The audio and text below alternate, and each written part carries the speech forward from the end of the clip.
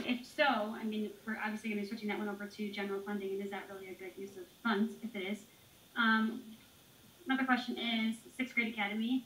I brought up a good point a minute ago. Is we already tried that once, right? Break was sixth grade academy once in Taylor and it failed, and we ended up moving them back into the middle school. So why are we doing that again? Making that another sixth grade academy in Kenyon, basically the same concept as already had before. Again, most of my questions were already answered. Okay, and then also Griff being held accountable. I keep hearing that from everybody and Facebook. I'm sure you guys are all in those groups that it's all Griff and Griff, and the old administration. But were you guys not given a 5-year projection? I mean, was there something that came up that you guys were given that projection saying we're going to be in a deficit in this many years, and you guys didn't look at that? Again, checks, checks, and balances is the board's job to look at that and see, where we're going to be at after the ESSER funds run out. And I get it, ESSER funds can be used for a lot of different things. I'm an employee at a school, I'm ESSER funded, my funding runs out this year. But my district had a plan to switch me to funds, so I'm going to move to a general fund this year. Looks like Taylor doesn't have that plan. But the question I have is, nobody knew this was going to happen. I mean, what did everybody think was going to happen when the funding ran out? We're just going to let go of all these employees. And I guess, the other thing is the underutilization of our buildings. I'm just curious as to why this isn't underutilized. You guys moved the whole entire board office to a giant building, and this is a good use of utilization for our building. I mean, you guys all fit over there, but now we're all here in a giant, large building. So how is that a good use of our money or our funding? And we're going to take our kids and cram them into Johnson, move them from Kenyon, put them into Johnson, into small classrooms, small parking lots. I know there's some plans to fix a parking lot, but I guess, how are you guys sitting so happy over here when our kids are going to be shoved in the buildings? And then finally, the $9 million being allotted to the high school to turn it into a middle school, where's that money going? Because when I called the board office on that Thursday, when I first found out about all of this through a teacher who sent me the video, she sent me the video knowing that my daughter was going to be affected by this. And I looked at that video and I noticed, just looking at all you guys' PowerPoints and all that stuff, there's $9 million being allotted to turning our high school into our current middle school campuses. So I called the board, asked I called the Board of Education.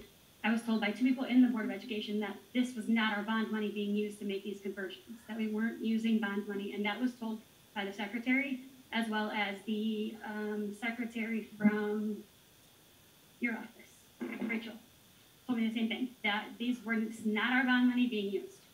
So in that case, if we're not using our bond money, we can do all of this with the funds that we currently have. Where is that bond money going? So we can get started on answering some of the questions. If Ms. Graham wants to answer the question about resiliency program, how it's funded. Sure, that's a mental health grant through the state that funds the resiliency coaches and the resiliency director position.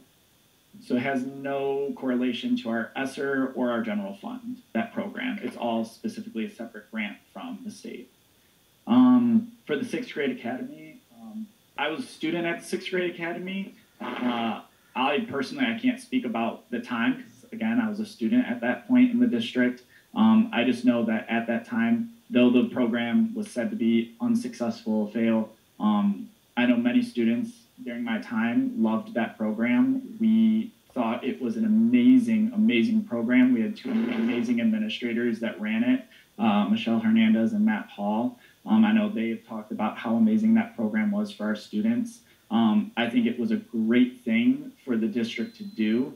I can't speak as to why they closed it. I know at the time the district was facing financial decisions at that point as well. Correct, and that's what I was going to add on to that. And bear in mind, I was not at the central office level at that time in my career. I was a building level administrator in the district. Not at 6th grade, but a building level administrator. And it did not have to do with the program not being successful. It had to do with financial issues and consolidation at that point. And that was why the decision was made to move the 6th grades into the current middle school levels. And in the structure we're proposing here is not necessarily, wouldn't be identical to what we did with 6th grade academy anyway. The idea is we're still running in a full middle school, kind of like we are now. It's just housed between 2 different buildings on the same campus. So it wouldn't look exactly like that. But there's research studies in education that show for those transitional years, particularly sixth grade and ninth grade, having an area where even though they're interacting with the rest of their classmates in the buildings and electives and in those other items, is beneficial, but it is also beneficial to keep some of those core classes where they are in academies and they are kind of on their own. So this lends to that concept as well. And I'm not disagreeing with that. I do agree with the Yeah, sixth graders being yeah. separated. I just don't understand why we were moving back Yeah, to what we were correct. already done before. We've already seen that didn't work. Yeah. So that's my question. And then to your question about this building being the Board of Education, at the time before the Board of Education actually moved here, this was housed as the board annex. So we did have special education, people accounting here. We had special ed ancillary here. I think when that was the idea, People was accounting was here. here. Yeah, we had resiliency here at that time. We had the homeless liaison. We had our marketing specialist here. And then we had that building. That building only housed our HR, finance, school improvement, and then our cabinet level positions. And so what our plan was, because of the bond and because of the high school, that is the location of that high school, we are going to be knocking the Board of Education down. We had to move to this building. That was also a way to combine both the annex and the Board of Education to make one building and not have two separate buildings where our district's administrative teams were separated across the district. Prior to that, I know before this building, they were at the Titan Taylor Junior High building, and now Career Center North building. So we've always had the Board of Education split in different areas, not for the whole history of Taylor, but for a long part of the 21st century. That's how the Taylor School Districts ran. This is the first time it's been in one building, housed under one roof.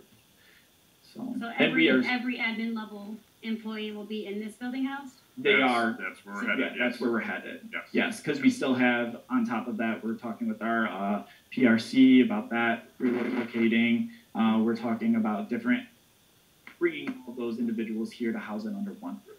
As it should, if we're going to use this large of a building, we should be putting everybody in one spot. Yes. And I will say, because you did ask the question about the middle school, the $9 million.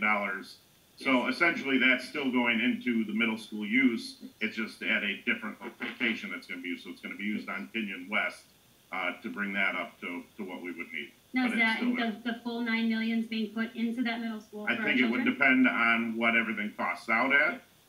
So it may not be all $9 million, and if it's not, like that money can be used for other projects. The elementary. Exactly. But it's going to be how that prices out once we So get I guess that also done. really fast too, what about the playgrounds that we just put into Kenyon? Are you guys moving those to the new location as well? So we're already in talks with the company. When we when this plan was being developed, those were questions we wanted to make sure that we had answers for. The companies that put them in said absolutely, those are easy to transfer to the next building. So they would be able to come in, take them out, put them in before the start of the next school year. And where's that going in Johnson's location? I mean, because if you look at Johnson and Moody, they have that tiny little area in front for the little preschool Yeah. playground. So the original playground at Johnson, there used to be one in the courtyard. That's where the current playground is right now. But there also used to be an additional playground off to the side of it. That's where I believe it was the Upper L playground used to be when it was an elementary school. So that is what the current plan is for the middle school. Is what we would do is we would take that $9 million, put it over there. But to answer your questions, those playgrounds would also move with those elementaries. Okay. So. And then the last was the projections. You guys, I mean, do you guys answer for that one? I'm curious as to know, like, when that came about, the projections for the ESSER funds running out. The ESSER funds. So when the board was presented with the ESSER funds, we were not presented with a plan of how, like, what we were given is what we were, like, shown is really, there was no deficit. There was nothing of that nature that was presented to us. What was presented to us was that this is what we're doing. And then after that, that's when really, it truly was when I met with the CFO, it was, this is where we're headed. Then we discovered how, it was through the ESSER 3.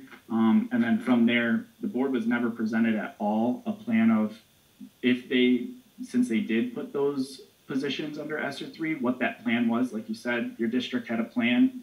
That was never presented to us, but we were not aware that 98% of the ESSER funds were for positions because that application was submitted to the state by that administration. And per our policies, we don't have anything in our bylaws that says the board has to be presented grant applications, anything like that submitted. I know that's something that the board's looking at altering because of this and because Yeah. Well, this is something we need to. I mean, according to what she said, that they were submitted in a specific format. That specific format says absolutely nothing about any people being Yeah. purchased. It shows technology, it shows some mental health things. Like, that's why I asked about that program. And there's nothing in there about people being purchased. And I guess that's kind of where I'm the most like upset about it is like we didn't think to look at that to see exactly what was being, I mean, And it's kind of so- turned to deny and hope that Griff was telling the truth. So I know that's what we're right now reconciling. We're going through specifically what did the application say that we were putting money towards? What did that district actually put the money towards? And making sure that is it aligned? If it's not, what is the recourse of that nature? And there will be, I mean, legal action taken if it went in the wrong direction. If there's a legal activity, absolutely, Okay. yes. I mean, it's You just, said 98% of the ESSER funds are, 98% of ESSER 3 was used for salaries. The third installment, not the first. which is Yeah. insane. It's not illegal, but it's insane.